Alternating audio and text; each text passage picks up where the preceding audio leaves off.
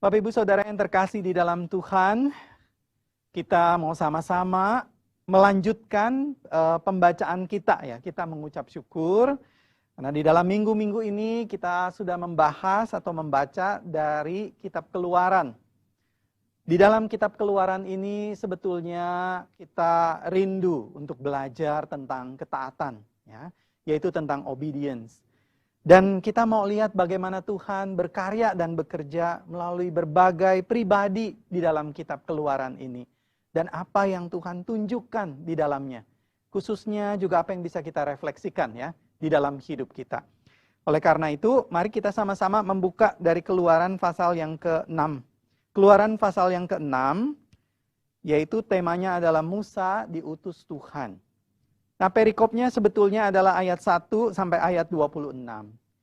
Tapi saudara, pagi hari ini kita hanya akan membaca sampai ayat yang ke-12. Ya, Keluaran pasal 6, ayat 1 sampai ayat yang ke-12.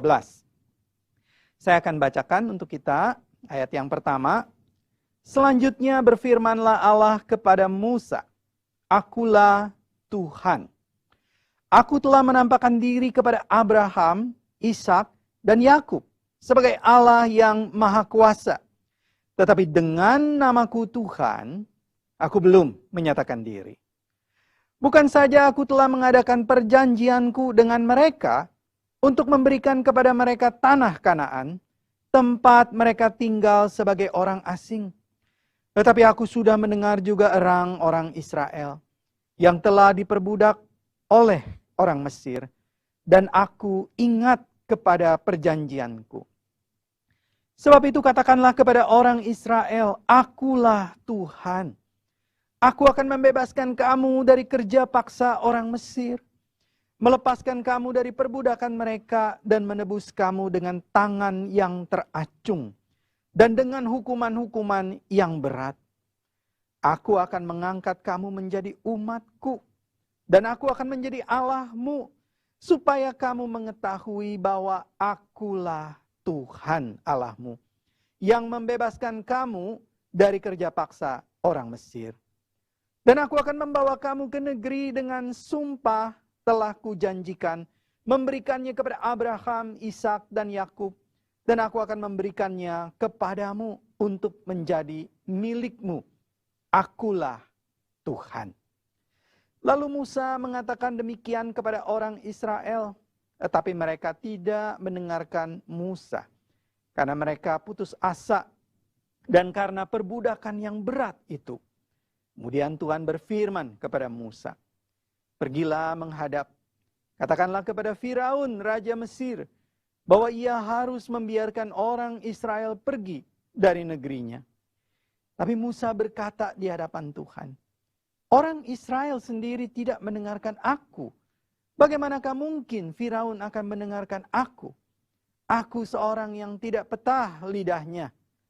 Demikianlah Tuhan telah berfirman kepada Musa dan Harun, serta mengutus mereka kepada orang Israel dan kepada Firaun, raja Mesir, dengan membawa perintah supaya orang Israel dibawa keluar dari Mesir.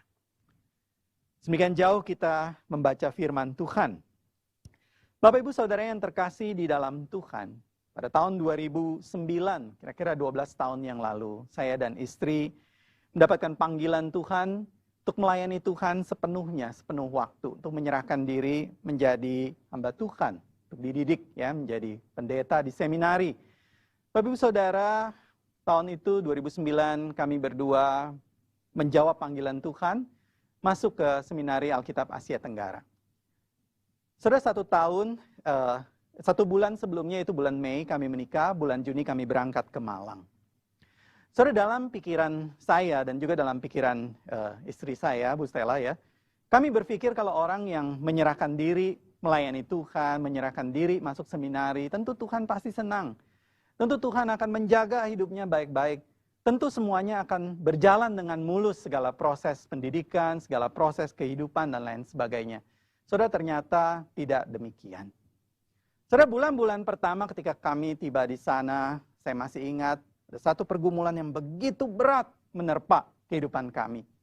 Yaitu Ibu Stella kena satu penyakit yang waktu itu kami bingung sekali ini penyakit apa. Saudara, bagi kita yang sudah mengenal begitu ya, Ibu Stella, dia adalah seorang yang sangat sanguinis, seorang yang ceria, orang yang kalau bicara juga banyak sekali energinya ya, begitu. Kalau ketawa begitu dari jarak 10 meter bisa kedengeran ketawanya begitu ya. Karena orangnya itu memang ceria. Tetapi saudara, penyakit yang dia derita pada waktu itu adalah penyakit yang membuat kakinya, yaitu di pergelangan kakinya, itu menjadi bengkak. Ada satu bakteri dikatakan yang menerpa kulitnya. Bakteri yang menerpa kulitnya, pergelangan kaki, dan bakteri ini bisa menyerang terus sampai ke bawah kulit, dan dia memakan daging-daging, dan menjadi bernanah di sekeliling pergelangan kaki dan punggung kaki. Begitu. Dan kalau tidak diobati dengan baik, maka bakteri itu akan terus menyerang sampai ke tulang, dan akan membuat tulangnya itu bernanah. Dan kalau sudah sampai tulang, maka tidak bisa diobati, maka mau tidak mau harus diamputasi. Jadi Bapak Ibu, waktu itu momen-momen yang begitu berat, karena yang kena dua-duanya kakinya. Jadi dia yang begitu ceria mau tidak mau, jadi begitu sendu, begitu kelabu, begitu berat kehidupannya. Saya berikan gambarnya sekilas saja. Saudara, ini adalah gambar kaki Ibu Stella yang bengkak, dan gambar nanah yang ada di sekitar pergelangan kakinya. Saudara, kami sudah pergi dari satu dokter ke dokter yang lain. Dari satu rumah sakit ke rumah sakit yang lain. Dan dokter memberikan antibiotik waktu itu ya. Sudah 4 dokter berbeda kami datangi. Kalau minum satu dokter, satu set antibiotik, dia bengkaknya kempes. Tetapi terus bengkak lagi, lalu kempes, lalu bengkak lagi. Wah, kami putus asa sekali. Dan dia harus pergi ke seminari naik motor sama saya ya, waktu itu. Jadi pelan-pelan kakinya diangkat, kami naik ke motor, lalu sudah sampai di parkiran, pelan-pelan saya parkirkan motornya terlebih dahulu, lalu angkat kaki dia gitu. Lalu pelan-pelan kami berjalan terus, saudara, setiap kali dia menapak itu seperti ada ribuan jarum yang menusuk kakinya. Sorry, tengah-tengah situasi dan pergumulan seperti itu, doa saya itu sebenarnya sederhana. Tuhan, tolong supaya ini cepat berlalu. Tuhan, tolong supaya kami mendapatkan jalan keluar, supaya ini semua cepat lewat, karena begitu berat, begitu susah. Bapak Ibu Saudara, di tengah-tengah pergumulan yang seperti itu, kita juga pasti punya doa yang sama di hadapan Tuhan. Kalau kita sedang bergumul di dalam keluarga kita bergumul di dalam pekerjaan kita bergumul di dalam relasi kita, atau bergumul dengan studi kita. Sebegitu beratnya pergumulan itu, dan doa kita biasanya sama di hadapan Tuhan. Yaitu apa? Tuhan, tolong tunjukkan jalan keluar. Tuhan, tolong supaya ini cepat berlalu. Saudara, apakah salah berdoa seperti itu? Tidak, Bapak Ibu Saudara. Tidak salah. Tetapi kadang-kadang fokus kita adalah kita pengen cepat-cepat semua itu cepat berlalu. Cepat lewat. Dan kita melupakan satu pelajaran penting dari Tuhan. Saudara, apa pelajarannya? Inilah yang Tuhan mau tunjukkan pada pagi hari ini. Saudara, firman Tuhan mengatakan kepada kita pagi hari ini, bahwa di dalam setiap pergumulan, Tuhan itu mau kita bertumbuh makin mengenalnya. Saudara, di dalam setiap pergumulan, bukan hanya Tuhan akan melepaskan kita dari pergumulan dan kesulitan itu, tetapi yang Dia paling rindukan sebenarnya adalah supaya kita bertumbuh melalui pergumulan itu, dan kita bertumbuh makin mengenal Tuhan. Bapak Ibu Saudara yang terkasih di dalam Tuhan, dan inilah sebetulnya yang terjadi dengan Musa dan dengan bangsa Israel. Saudara, jika kita membaca kitab Keluaran, berkali-kali di sana dikatakan supaya mereka mengetahui bahwa akulah Tuhan. Bahkan tadi di dalam pasal yang ke-6 saja, kita membaca berkali-kali Tuhan mengulang kalimat itu. Akulah Tuhan, akulah Tuhan, akulah Tuhan. Saudara, kenapa kalimat itu perlu diulang berkali-kali?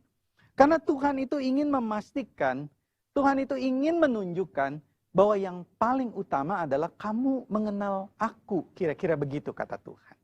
Itulah sebabnya kalau kita membaca sepanjang kitab Keluaran, berulang-ulang kalimat itu diberikan, ya, dari Tuhan kepada bangsa Israel, kepada Musa, kepada Firaun, dan seterusnya dan seterusnya. Dan pagi hari ini juga kalimat itu diberikan kepada kita. Bapak Ibu Saudara, Tuhan seperti apa yang ingin dikenal? Tuhan seperti apa yang diungkapkan di dalam perikop ini? Saudara, paling tidak ada 3 hal di sini yang Tuhan ungkapkan, ya, tentang dirinya. Nah, yang pertama yang Tuhan ungkapkan tentang dirinya itu adalah Dia adalah Tuhan yang menyatakan diri kepada umat-Nya. Dia adalah Tuhan yang menyatakan diri kepada kita. Bapak Ibu Saudara, di ayat yang pertama dan ayat yang kedua, ya, kita perhatikan di layar, di sana dikatakan, selanjutnya berfirmanlah Allah kepada Musa. Nah, seperti yang tadi saya katakan, ya, bagian ini diulang lagi. Akulah Tuhan. Aku telah menampakkan diri kepada Abraham, Ishak, dan Yakub sebagai Allah yang Maha Kuasa atau yang disebut sebagai El Shaddai. Tetapi dengan namaku Tuhan, ya, aku belum menyatakan diri. Bapak Ibu Saudara yang terkasih di dalam Tuhan, Allah berinisiatif memperkenalkan dirinya. Bukan hanya melalui karyanya, tetapi di sini dikatakan Dia menyatakan dirinya dengan menyatakan identitasnya.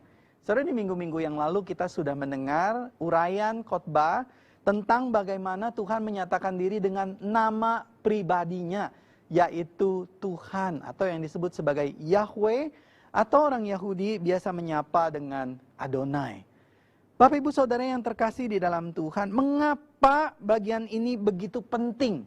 Ya, mengapa bagian ini begitu penting bagi Musa dan orang Israel pada waktu itu? Saudara, kita perhatikan di sini, pertama, karena orang Mesir itu adalah hidup dengan satu kehidupan agama yang politeis, ya.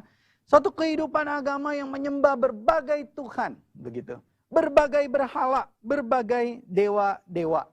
Kalau Bapak Ibu ikut persiapan K2, ya, bulan lalu, Pak Jeffrey sudah menunjukkan ada banyak contoh-contoh dewa-dewa yang disembah oleh orang Mesir. Dan nanti juga waktu kita belajar tentang tulah, bagaimana Tuhan menghantam Mesir dengan tulah-tulah, itu sebenarnya adalah berbicara tentang dewa-dewa Mesir yang sedang dihajar oleh Tuhan satu persatu. Jadi, mengapa penting bagi Tuhan untuk berkata, "Hai orang Israel, kamu harus mengenal aku, kamu perlu mengenal aku." Sebab sangat mungkin pada waktu itu orang Israel akan bertanya kepada Musa, "Hei Musa, kamu ingin supaya kami menyembah Tuhan. Kamu berkata, kamu diutus oleh Tuhan. Tuhan yang mana? Nah, ini ada banyak ini dewanya, ini ada banyak Tuhannya. Ini Tuhan yang mana? Tuhan pohon, Tuhan katak, Tuhan nyamuk, Tuhan apa?" Begitu. Mereka mungkin akan bertanya seperti itu. Maka Tuhan akan menyatakan dirinya, ya. Nah, Tuhan menyatakan sungguh-sungguh bahwa Dia adalah Allah perjanjian.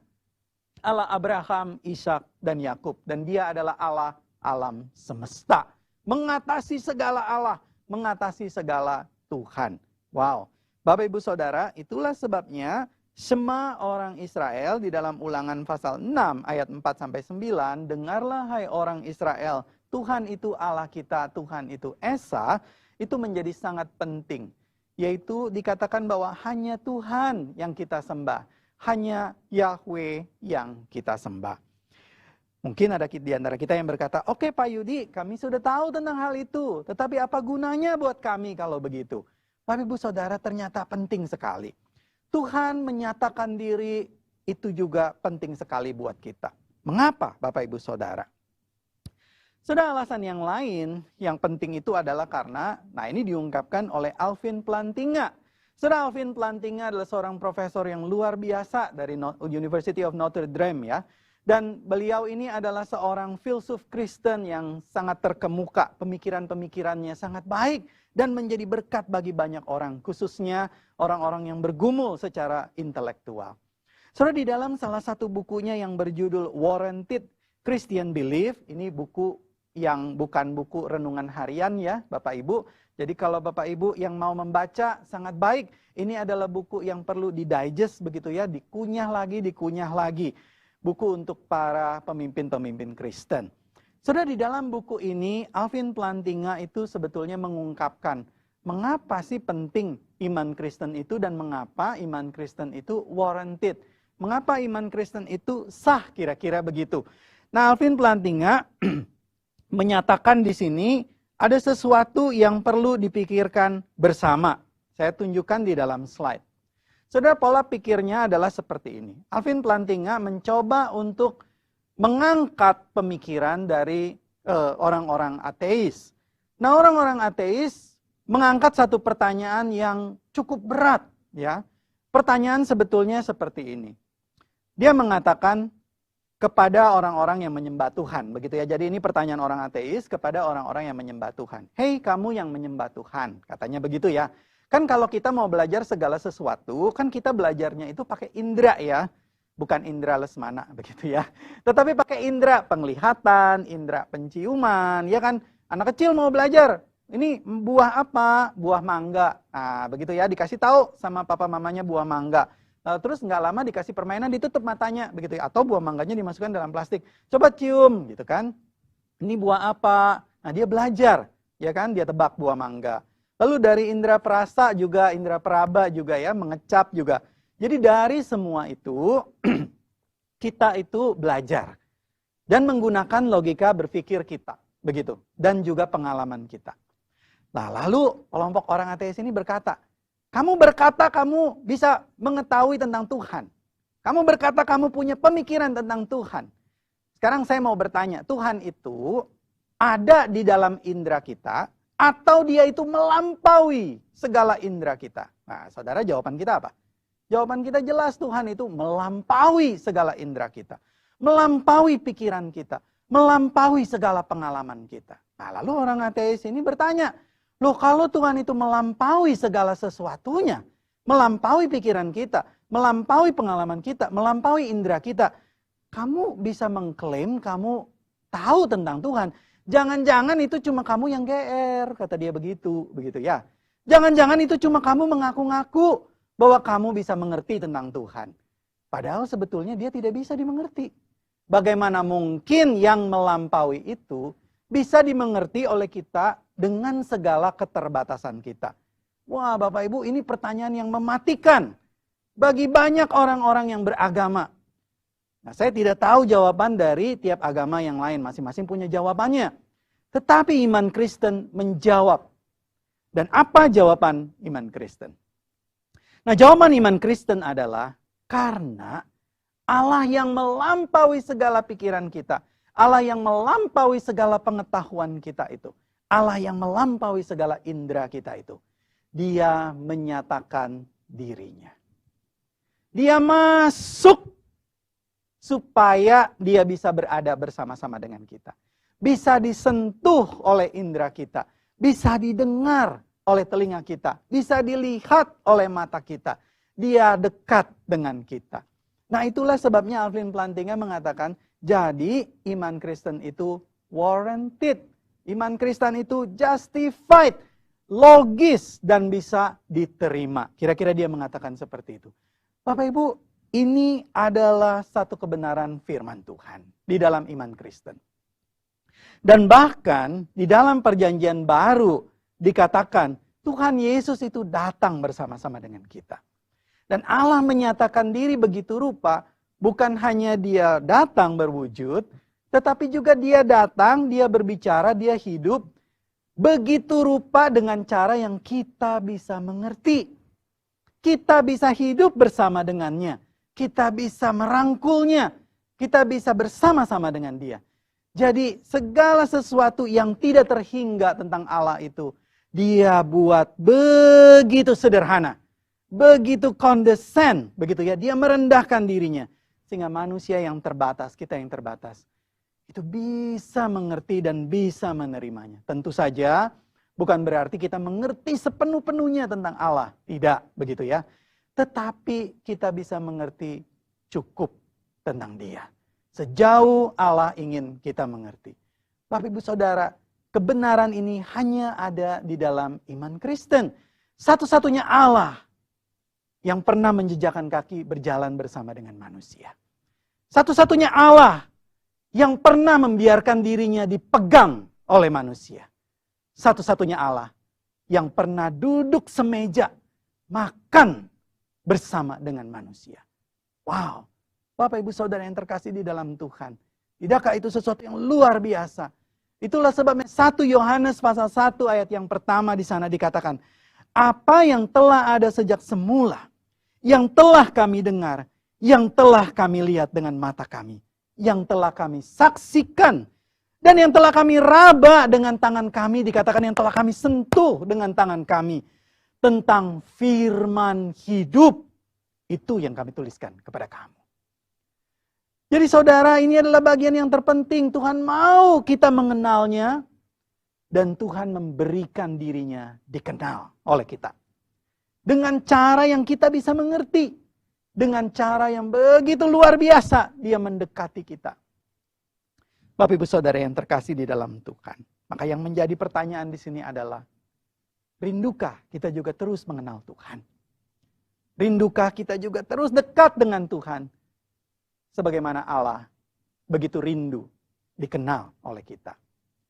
Saudara, yang kedua, Tuhan seperti apa yang mau dikenal? Begitu ya di dalam perikop ini. Maka yang kedua adalah dikatakan Tuhan yang mendengar pergumulan kita. Tuhan yang mendengar pergumulan kita. Saudara, di ayat yang keempat, di sana dikatakan, ayat 3 dan ayat yang keempat ya. Bukan saja aku telah mengadakan perjanjianku dengan mereka untuk memberikan kepada mereka tanah Kanaan, tempat mereka tinggal sebagai orang asing. Tetapi aku sudah mendengar juga erang orang Israel yang telah diperbudak oleh orang Mesir. Dan aku ingat kepada perjanjianku. Saudara, ini kalimat yang indah sekali. Di sana dikatakan, aku sudah mendengar erang orang Israel. Bapak Ibu Saudara, kalau kita memperhatikan ya di dalam bagian ini, saya mengajak kita untuk menggalinya sedikit saja ya secara teknis. Saudara, di dalam teks bahasa Ibrani, kalau kita membaca begitu ya, aku sudah mendengar. Nah, itu terjemahannya sebetulnya adalah ani samati. Ani itu aku, samati itu mendengar. Ah, Pak Yudi, itu mah terjemahan saja begitu ya.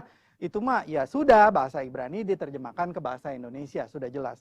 Bapak Ibu Saudara, ternyata lebih daripada itu. Kenapa? Sebab kalau kita membaca struktur bahasa Ibrani ya, itu sebenarnya agak unik. Kenapa? Karena bahasa Ibrani itu tidak pernah dimulai dari objek gitu ya. Dari subjek biasanya kan. Seperti kita bahasa Indonesia, ibu pergi ke pasar misalnya begitu ya. Ibu pergi ke pasar. Jadi dimulai dengan subjek terlebih dahulu lalu predikat. Begitu kan? Kalau bahasa Ibrani itu biasanya dimulai dengan predikat atau kata kerja. Jadi kalau ibu pergi ke pasar, maka biasanya kalimatnya dalam bahasa Ibrani adalah pergi ibu ke pasar. Nah, kayak kalau ibu-ibu yang sering nonton nih film Korea, strukturnya kayak bahasa Korea, begitu ya. Jadi tidak dimulai dari subjek terlebih dahulu, biasanya subjeknya itu menempel di kata kerjanya. Nah, tetapi dalam bagian ini disebut subjeknya. Bapak Ibu, mengapa perlu disebut subjeknya? Nah, ternyata kalau di dalam Alkitab, di dalam struktur bahasa Ibrani, ketika si penulis itu menyebut subjeknya, diulang subjeknya, jadi dikatakan ani, begitu ya, disebut subjeknya, dia ingin memberikan satu penegasan. Dia ingin memberikan satu penekanan. Dan seolah-olah Tuhan mau berkata, aku sudah mendengar, lalu diulang lagi, aku sungguh-sungguh sudah mendengar. Aku mengerti pergumulan umatku. Kira-kira begitu. Bapak Ibu Saudara yang terkasih di dalam Tuhan, mendengar, kalau buat kita orang modern, itu adalah sesuatu yang boleh dikatakan ini adalah keterampilan yang mulai hilang gitu ya, oleh kebanyakan orang modern. Kenapa begitu Bapak Ibu? Karena untuk mendengar itu butuh waktu, betul ya? Kita perlu waktu untuk mendengar orang yang sedang bergumul. Yang kedua bukan hanya butuh waktu, tetapi juga butuh tenaga, ya kan? Ya, kalau kita mendengar orang berkeluh kesah sama kita, kalau kitanya juga lagi capek begitu ya, bawaannya apa? Bawaannya kita mau omelin orang itu. Apalagi kalau dia menceritakannya kesalahan yang sama berulang-ulang begitu ya, pergumulan yang sama berulang-ulang dan padahal nasihatnya sudah dikasih gitu ya. Apalagi kalau kita lagi capek, tidak sabar, gitu kan? Nah, jadi mendengar itu butuh waktu, butuh tenaga dan juga butuh hati yang mau mendengar. Nah, orang modern kebanyakan sulit untuk mendengar. Ini adalah satu pergumulan kita bersama. Ini adalah satu keterampilan yang dikatakan mulai lenyap begitu. Kenapa? Karena kadang-kadang kita tidak punya waktu, kita sibuk begitu. Kita tidak punya waktu, tadi kan dikatakan butuh waktu ya. Yang kedua, kadang-kadang kita tidak punya tenaga. Kenapa? Karena kita sudah lelah. Kita sudah capek dengan segala pergumulan kita. Dan juga dengan segala pekerjaan kita. Sekarang disuruh melayani orang lagi. Mendengarkan istri kita lagi. Dia bergumul begitu lagi ya. Tentang tetangga. Begitu kita udah capek. Begitu kan. Dengerin dia lagi. Nah, kita nggak punya tenaga Bapak Ibu. Nah, yang terakhir adalah. Udahlah Bu. Kalau dibilang nggak punya hati. Ya kayaknya nggak enak juga ya. Kita punya hati sebetulnya. Nah, jadi akhirnya gimana? Nah, biasanya yang orang modern lakukan adalah. Memberikan solusi. Jadi kita mendengar itu untuk memberikan solusi, biasanya seperti itu. Nah, padahal sebetulnya yang dibutuhkan oleh banyak orang, ya, atau yang dibutuhkan oleh kita sebagai manusia, kita itu butuh untuk didengarkan, Bapak Ibu. Jadi belum tentu orang membutuhkan solusinya, belum tentu. Mungkin iya, tetapi mungkin pada saat itu yang dia butuhkan adalah dia ingin ada orang yang sekedar mendengarkan dia. Saudara, mengapa orang butuh didengarkan? Mengapa sih kita tuh kalau didengarkan oleh orang lain kita senang sekali? Pertama, itu mengingatkan kita, ya, atau itu memberikan bukti kepada kita bahwa kita itu tidak sendirian, gitu. Jadi kita itu tidak lonely. Nah, itulah sebabnya Bapak Ibu, pergumulan orang modern itu kebanyakan adalah loneliness, kesepian. Jadi walaupun banyak temannya, walaupun banyak koleganya, begitu ya, walaupun di crowd, di kerumunan, dan seperti berbincang-bincang, dia tidak merasa dia didengarkan. Dia tidak merasa ada orang yang cukup punya tenaga, cukup punya waktu, cukup punya hati buat dia. Sehingga dia merasa lonely. Itulah sebabnya kita butuh untuk didengar. Yang kedua adalah untuk menunjukkan bahwa kita itu berharga sebagai manusia. Bahwa kita itu bukan satu perangkat algoritma, begitu ya. Perangkat algoritma yang, jadi kan biasanya begitu ya, kalau ada problem, maka biasanya harus dijawab dengan apa? Dengan solusi kan begitu ya. Tapi kan kalau manusia tidak selalu demikian. Karena dia adalah being, gitu, pribadi yang membutuhkan relasi. Jadi dia bukan perangkat algoritma, dia bukan rumusan masalah yang harus selalu didekati dengan solusi. Tidak demikian, Bapak Ibu Saudara. Jadi ketika dia merasa bahwa dia diperlakukan sebagai pribadi, maka pertama dia tidak lagi merasa kesepian. Yang kedua, dia merasa berharga. Dia merasa ada meaning di dalam hidupnya. Bapak Ibu Saudara yang terkasih di dalam Tuhan, Allah kita adalah Allah yang selalu mendengar. Allah kita, Allah yang punya waktu untuk mendengar. Allah kita adalah Allah yang punya hati untuk mendengar. Allah yang selalu menyediakan dirinya, menyendengkan telinganya kepada seru doa kita. Bapak Ibu Saudara yang terkasih di dalam Tuhan, Dia mau kita terus datang kepadanya. Dan ini juga menjadi cerminan kita, karena Tuhan mendengar seru doa dan pergumulan kita. Maka Dia juga mau kita saling mendengar pergumulan sesama. Saudara, Allah ingin dikenal bahwa Dia adalah Allah yang menyatakan diri. Allah juga ingin dikenal bahwa Dia adalah Allah yang mendengar pergumulan kita. Maka yang ketiga, Allah ingin dikenal bahwa Dia adalah Allah yang bertindak membebaskan kita. Tuhan yang bertindak membebaskan kita. Saudara, 400 tahun ya, bangsa Israel itu diperbudak di Mesir. Dikatakan di dalam Keluaran pasal 15 ayat 13, lalu Kisah Rasul pasal 7 ayat 6. 400 tahun, Bapak Ibu Saudara. Itu berarti sudah banyak generasi lewat berlalu. Mereka mungkin sudah lupa bagaimana kisah-kisah keajaiban dan mujizat-mujizat yang Tuhan pernah lakukan terlebih dahulu kepada bapak-bapak leluhur, begitu ya.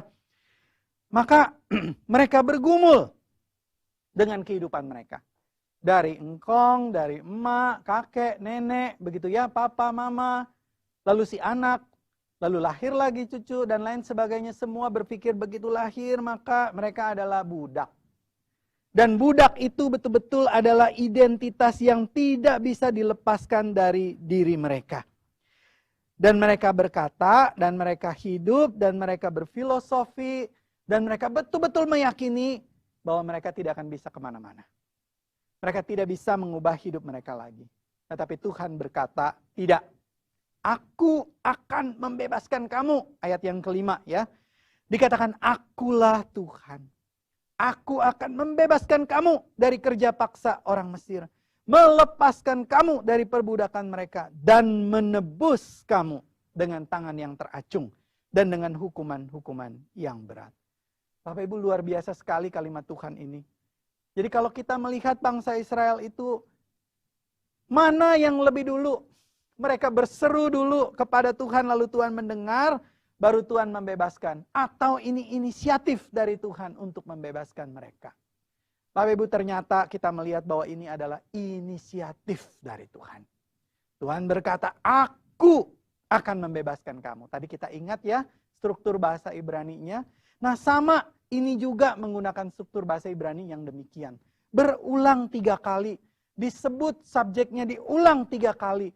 Artinya berkata apa? Aku sendiri yang akan melakukannya. Bapak Ibu Saudara yang terkasih di dalam Tuhan. Ini adalah anugerah pembebasan di mana Allah betul-betul berkarya di dalam hidup bangsa Israel. Saudara, mungkin ada di antara kita yang berkata, Pak Yudi, itu dari sekolah minggu saya sudah dengar. Orang Israel diperbudak. Orang Israel betul-betul itu hidupnya sengsara di Mesir, saya sudah tahu. Apa relevansinya bagi saya? Bapak Ibu, pagi ini saya ingin mengajak kita untuk bercermin. Mungkinkah sebetulnya firman Tuhan itu bukan hanya ditujukan kepada bangsa Israel? Mungkinkah sebetulnya firman Tuhan itu juga ditujukan untuk kita yang hidup pada masa kini? Mengapa demikian, saudara? Mungkin karena kita juga hidupnya diperbudak. Saudara, mungkin ada kita yang berkata ya, di antara kita berkata, Pak Yudi bagaimana sih bicara tentang perbudak begitu ya, kita sudah hidup di zaman maju, tidak ada perbudakan di sini. Ya, mungkin kalau yang dipikirkan perbudakan itu adalah seperti orang yang dijual begitu ya. Tetapi bagaimana dengan cara kita bekerja? Apakah ada di dalam hidup kita, kadang-kadang kita itu betul-betul bekerja begitu rupa sampai kita merasa kita itu seperti budak. Kita itu betul-betul tertekan begitu rupa. Mau lepas susah sekali. Rasanya hidup tidak ada pilihan. Tidakkah itu seperti orang Israel yang dipecut dari belakang? Dan hidupnya itu di-drive begitu ya. Bukan karena kasih karunia Tuhan. Bukan karena kehadiran Tuhan yang memelihara hidup mereka. Tapi karena ketakutan, Bapak Ibu. Ketakutan nanti ada bill yang tidak bisa dibayar. Ketakutan nanti ada penyakit. Kalau kayak saya kena penyakit masuk rumah sakit, uangnya tidak ada, bagaimana ini diurus. Dan ketakutan-ketakutan itu real. Ketakutan-ketakutan itu nyata. Tapi justru ketakutan-ketakutan itulah yang menjadi mandor dari kehidupan kita setiap hari. Dia membawa cambuk yang memecut punggung-punggung kita. Saudara, apa bedanya kita dengan bangsa Israel? Hampir tidak ada bedanya. Kita juga diperbudak seperti itu. Atau mungkin ada di antara kita yang bergumul dengan kekhawatiran. Kekhawatiran tentang masa depan. Tadi dikatakan tagihan-tagihan yang harus kita bayar. Mungkin bill untuk rumah, kita masih punya mortgage yang mesti kita bayar ya. Angsuran rumah dan lain sebagainya. Mungkin juga uang untuk pendidikan anak-anak kita. Mungkin juga kita sambil mempersiapkan pensiun kita di masa depan. Saudara, semua hal itu tidak bisa kita menutup mata begitu saja. Lalu berkata dengan iman, saya tidak mau mempersiapkan. Tidak. Itu semua adalah hal yang nyata, hal yang real. Tetapi seringkali di dalam hidup kita, waktu kita bangun tidur, apa yang pertama kali terbersit di dalam pikiran kita? Apakah hati kita akan berkata, Tuhan terima kasih untuk hidup yang baru. Saya bersyukur kepadamu. Atau kita keluar keringat dingin. Kita begitu khawatir dicengkram oleh ketidakpastian. Bagaimana dengan minggu depan? Bagaimana dengan bulan depan? Bagaimana dengan tahun depan? Apakah masih bisa seperti ini? Jangan-jangan lebih buruk kondisinya. Bagaimana dengan kondisi fisik saya? Hari ini masih bisa baik, tapi saya baru aja dengar. Ada teman saya yang biasa ngobrol dengan saya. Dia kena penyakit ini. Aduh, bagaimana dengan saya? Bapak, Ibu, Saudara, apakah kita menyambut anugerah Tuhan hari yang baru dengan kekhawatiran-kekhawatiran seperti itu? Atau waktu kita mau tidur, anak Tuhan, dia menyerahkan hari itu kepada Tuhan. Sambil berkata, Tuhan terima kasih sepanjang hari ini Engkau sudah beri kekuatan kepada saya. Banyak yang bisa saya kerjakan dengan pertolongan Tuhan. Masih ada yang belum selesai. Saya percayakan ke tangan Tuhan. Atau kita menutup hari itu dengan mimpi-mimpi buruk yang akan menyertai kita di sepanjang tidur itu dan kita tidak bisa beristirahat. Bapak, Ibu, Saudara, bukankah dengan demikian kita sebetulnya menjadi budak? Atau bagaimana dengan relasi kita? Kalau boleh saya bertanya lebih spesifik begitu ya Bapak Ibu, kita mengajak untuk kita bercermin. Bagaimana dengan relasi kita di dalam pernikahan kita? Saudara, kalau ada di antara kita yang beribadah ya, bersama dengan anggota keluarga, suami dengan istri duduk berdampingan begitu ya, coba pandang wajahnya. Orang yang duduk di sebelah kita ini sudah bertahun-tahun tinggal bersama dengan kita. Masih ingatkah kita waktu pertama kali kita memutuskan, ya, begitu ya, saya memilih kamu dari sekian banyak. Yang istri berkata ya waktu itu, oke, saya juga memilih kamu. Saya melupakan segala yang lain. Sebab apa? Sebab di dalam anugerah Tuhan, saya percaya kamu yang terbaik. Tuhan sudah siapkan. 5 tahun, 10 tahun menikah, ngelihat dia rasanya sebel bener, begitu kan Bapak Ibu ya. Bangun tidur, lu lagi, begitu kan ya. Ngedenger suara dia, aduh kayaknya kayak radio rusak Bapak Ibu. Saudara, apakah ada di antara kita yang merasa seperti itu? Atau bahkan lebih parah lagi ya. Aduh kalau ngedenger suara dia ngomong itu, bawaannya hati tuh emosi aja begitu ya. Kalau ada sumpelan pengen disumpel begitu rasanya mulutnya ya. Aduh Bapak Ibu Saudara. Oh, atau mungkin dikatakan, aduh Pak Yudi itu mah bukan orang Kristen, pernikahan Kristen mah nggak begitu. Tidak Bapak Ibu Saudara.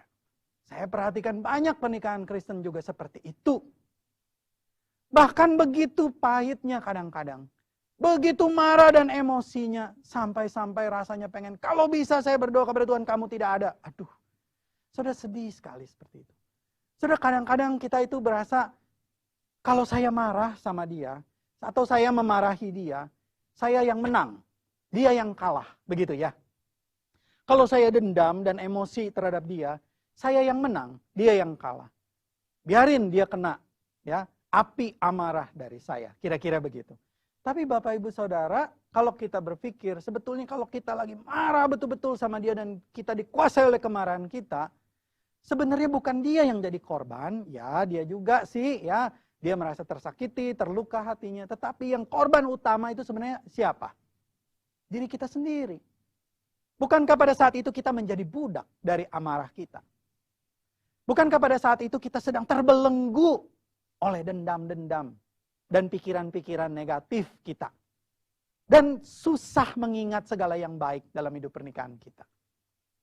Bukankah itu membuat kita tidak terlalu berbeda dengan bangsa Israel? Bapak Ibu Saudara, pagi hari ini Tuhan berkata kepada kita, aku mau membebaskan kamu. Aku mau membebaskan kamu. Kamu berpikir kamu tidak terbelenggu, tetapi hidupmu tidak terlalu berbeda dengan orang Mesir. Dengan orang Israel yang diperbudak di Mesir. Maukah kamu datang kepadaku? Aku mau membebaskan kamu. Bapak Ibu Saudara yang terkasih di dalam Tuhan.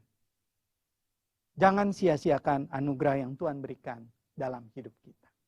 Kalau kita sudah hidup bersama dengan Tuhan, jangan biarkan kita hidup di dalam belenggu-belenggu itu lagi.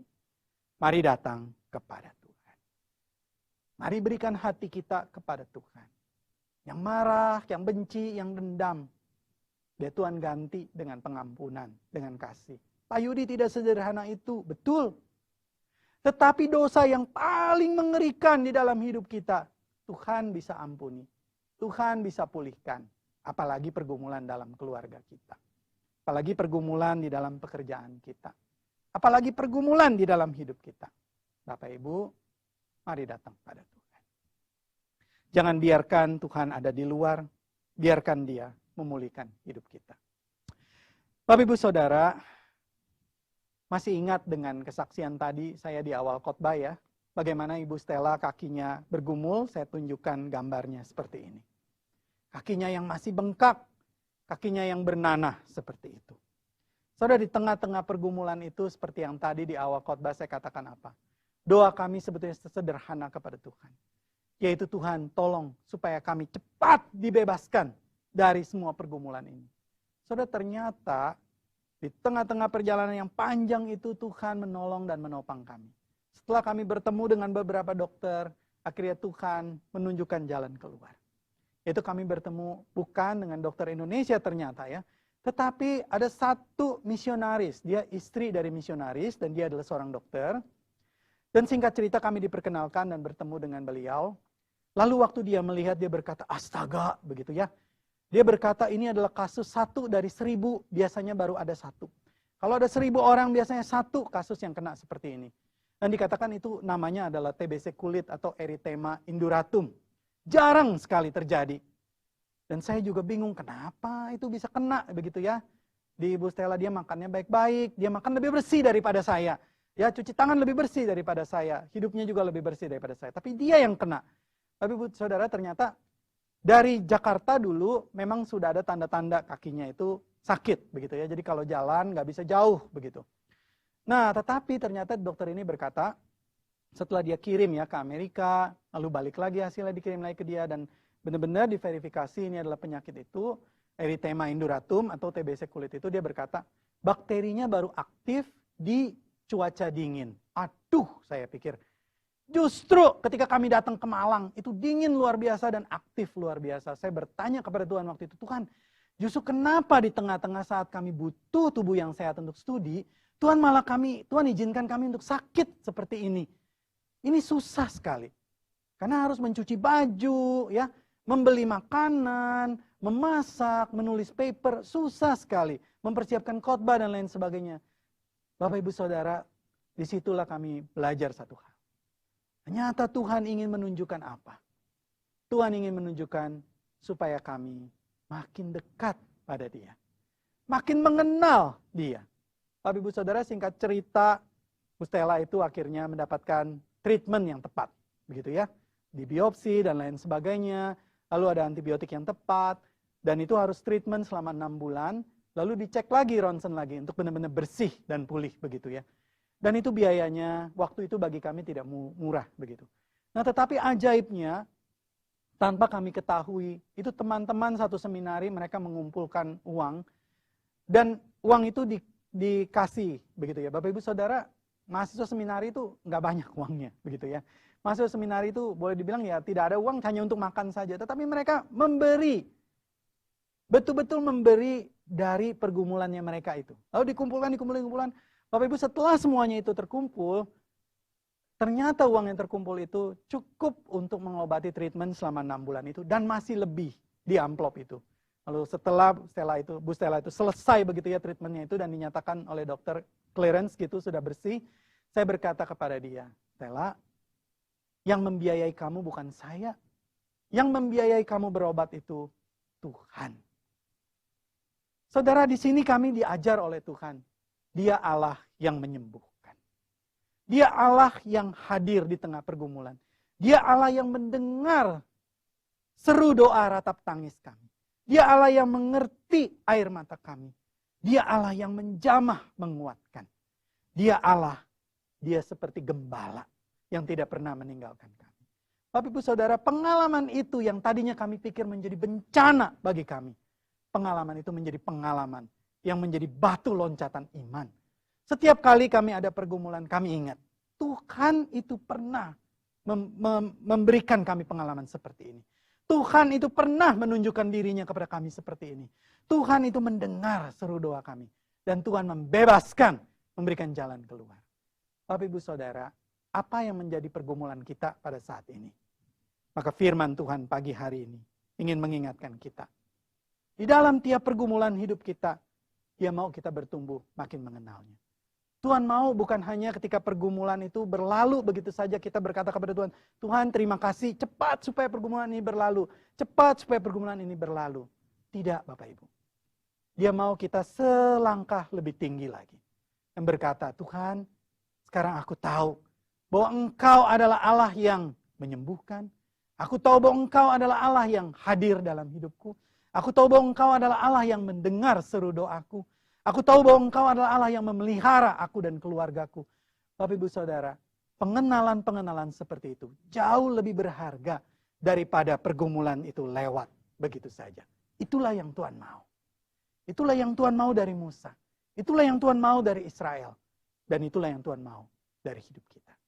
Bapak Ibu Saudara, mari kita datang pada Tuhan. Kita berdoa.